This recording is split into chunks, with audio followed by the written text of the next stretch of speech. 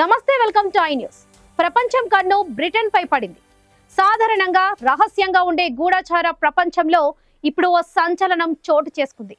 అపరిమిత అధికారాలు, అంతు చిక్కని కార్యకలాపాలకు పేరుగాంచిన బ్రిటన్ విదేశీ గూఢచార సంస్థ MI6 కు తొలిసారిగా ఒక మహిళా నేతృత్వం వహించబోతున్నారు. 116 ఏళ్ల చరిత్రలో ఇది నిజంగా ఓ సరికొత్త అధ్యాయం. ఇంతకీ ఎవరా మహిళ? బ్రిటన్ కు ముప్పు ఎవరి నుంచి? ఈ రహస్య సంస్థల కథ ఏంటి చూద్దాం.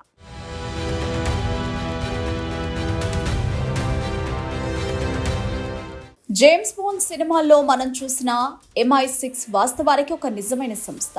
బ్రిటన్ సీక్రెట్ ఇంటెలిజెన్స్ సర్వీస్, సాధారణంగా MI6 అని పిలుస్తారు. 1909లో మొదటి ప్రపంచ యుద్ధానికి ముందు దేశానికి బయట నుంచి వచ్చే ముప్పులను ఎదుర్కొనేందుకు, కీలక సమాచారాన్ని సేకరించేందుకు ఈ సంస్థను స్థాపించారు. అప్పట్లో దీని పేరు సీక్రెట్ సర్వీస్ బ్యూరో. ప్రారంభంలో సైన్యం, నావికాదళం కోసం వేరువేరుగా సమాచారం సేకరించిన ఈ బ్యూరో 1911లో రెండుగా విడిపోయింది. ఒకటి దేశ అంతర్గత భద్రతను చూసే MI5, మరొకటి విదేశీ గూఢాచర్యాన్ని నిర్వహించే MI6. భారతదేశంలో ఇంటెలిజెన్స్ బ్యూరో లాగా MI5 పనిచేస్తే, రా తరహాలో MI6 పనిచేస్తుంది. బ్రిటన్కు మరో కీలక గూఢాచర్య సంస్థ గవర్నమెంట్ కమ్యూనికేషన్స్ హెడ్ క్వార్టర్స్ గా ఉంది.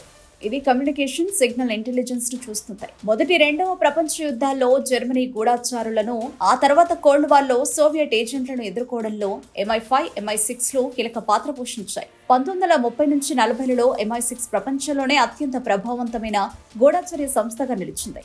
దీని మొదటి చీఫ్ సర్ మాన్స్ఫీల్డ్ కమింగ్ తన ఉత్తరాలపై C అక్షరంతో సంతకం చేసేవారు. అదే C ఆ తర్వాత MI6 అధిపతికి ఒక కోడ్ పేరుగా మారింది.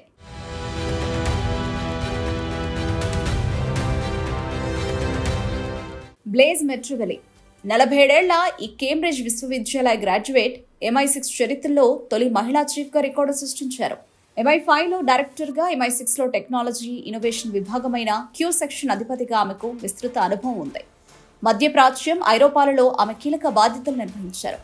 బ్రిటిష్ విదేశాంగ విధానానికి ఆమె చేసిన కృషికి గాను 2024లో companion of the order of Saint Michael and Saint George పురస్కారం కూడా అందుకున్నారు. MI5 government communications head quarters లకు ఇప్పటికే మహిళా చీఫ్లుండగా, ఇప్పుడు MI6 కు కూడా ఒక మహిళా సారథ్యం వహించడం నిఘా ప్రపంచంలో లింగ సమానత్వం దిశగా ఒక ముఖ్యమైన అడుగు. బ్రిటన్ ప్రధాని కీర్ స్టార్మర్ ప్రకటించిన ఈ నియామకం బ్రిటన్ నిఘా వ్యవస్థలో కొత్త శకానికి నాంది పలుకనుంది. బ్లేజ్ మెట్రివెలి ఇప్పుడు C కోడ్ పేరుతో బ్రిటన్ భద్రతకు, విదేశీ నిఘాకు కొత్త దిశానిర్దేశం చేయనున్నారు.